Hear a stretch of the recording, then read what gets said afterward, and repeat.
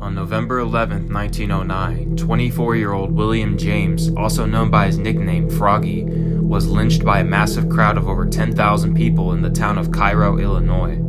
A couple of days earlier, police had arrested James for the alleged rape and murder of Anna Pelly. The police had little evidence besides the fact that, quote, James had no alibi for a time slot on the day of questioning, as well as a handkerchief that supposedly belonged to him, but there was hardly any evidence to support either.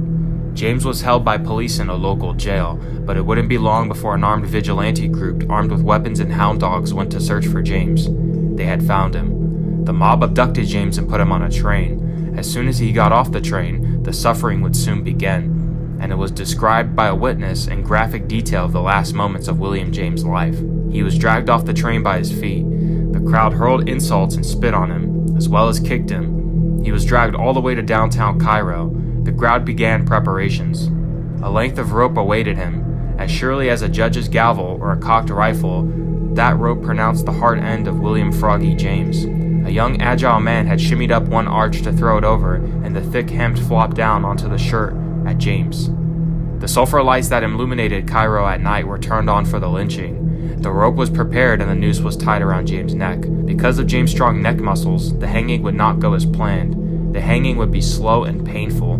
He would be lowered and raised several times, all while James begged them to stop, telling the man with the rope that he was innocent. He never killed anyone, but no matter what he said, his fate was already decided.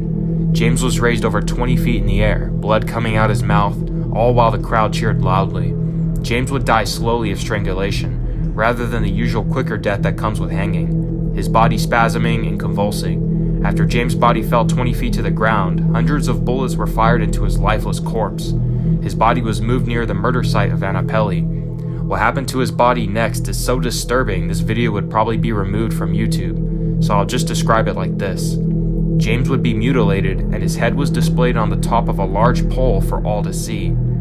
Later, his body was burned with kerosene. Photographs were taken of what remained. The mob wouldn't be finished. They stormed back into the Cairo jail to lynch a 30-year-old white man named Henry Salzner for the alleged murder of his wife. His fate was nowhere near as bad as what William James would suffer, though. No one was ever charged for their role in this lynching, but not long after, the state of Illinois passed an anti-lynching law.